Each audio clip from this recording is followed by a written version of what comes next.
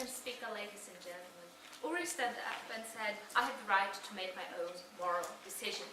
That is fine, Uri. Go ahead and do them. But don't expect society to accept them as legitimate, because you can decide it's right for you. It doesn't mean society accepts that it's right for society inside the frame of which you are living. And this actually goes back to what I think also Mila touched upon, that morality doesn't evolve when you're living alone in the jungle and you have no one to be responsible for. Then you don't have morality because it's only you. You need morality when you're going into interactions with other individuals, which is what we call a society. And we think that to have a cohesive society, we need a common set of morality, of those basic values, and if one person decides to go against because out of his free will, we think this might harm society, and Mila has also touched upon this, because, for example, it might be irresponsible, you might force other people, you might misuse people not knowing what they're actually consenting to, and therefore we think as a society we have a right to impose certain general rules as to what actually consists moral legitimacy for us, and we think that if you as an individual consent to a change to this generally accepted moral legitimacy definition, it won't change. Then you said, well, it was also colonialism wasn't the best, it didn't work because we were imposing moral values. Yes, it was because we were imposing moral values that were good for the colonizers, not because the society in general agreed upon what they actually thought was moral legitimate. And therefore we think this example actually falls. I'd like to talk in my speech about, first of all, why there's actually, let's call it a scale on why life actually is the basis of all our actions, and that, for example, in cannibalism or let someone shoot you on TV, it's not moral legitimate even if you consented to this, because you need life actually to consent, and therefore we value life as more important. And secondly, I'd like to talk about inherent values and then talk a little bit about irreversibility.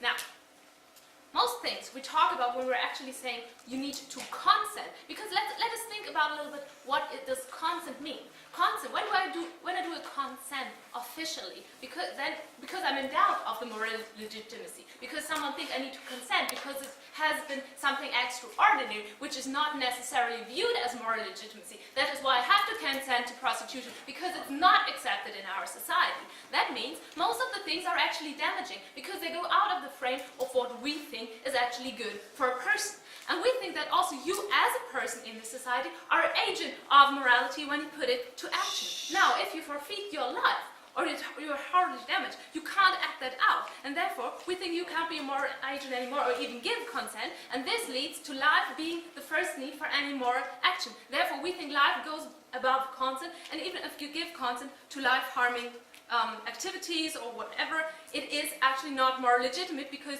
this is keeping life, staying alive, the highest priority. Wow.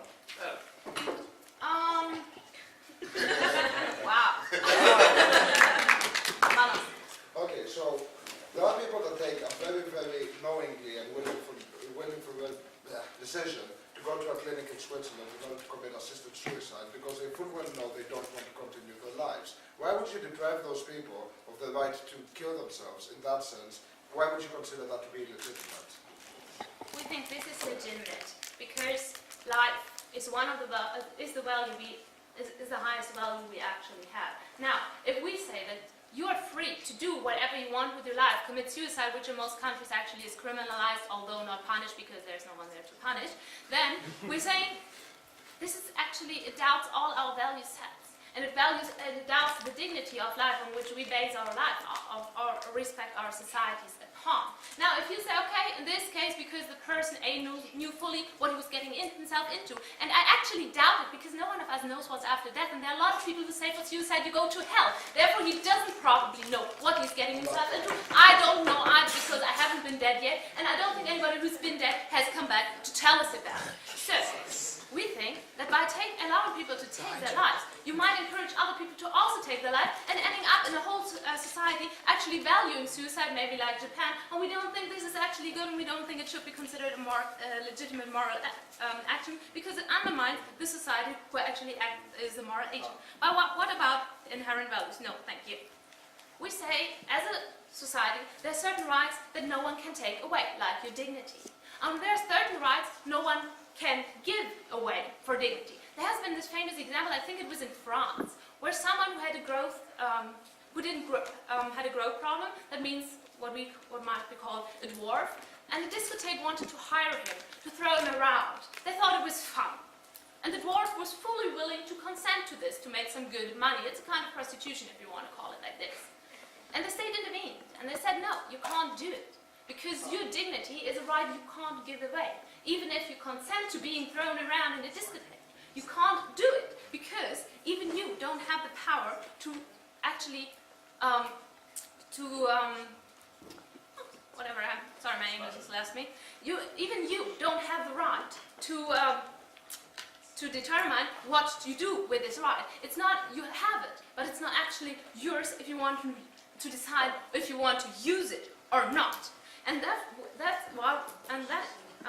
we see this happening because we think that those basic values are so important for the individual and the individual function of society that we can't allow you to even give it away, to even think about giving it away. And this is what lies at the whole basis of this debate about the consent and the moralities. No, thank you.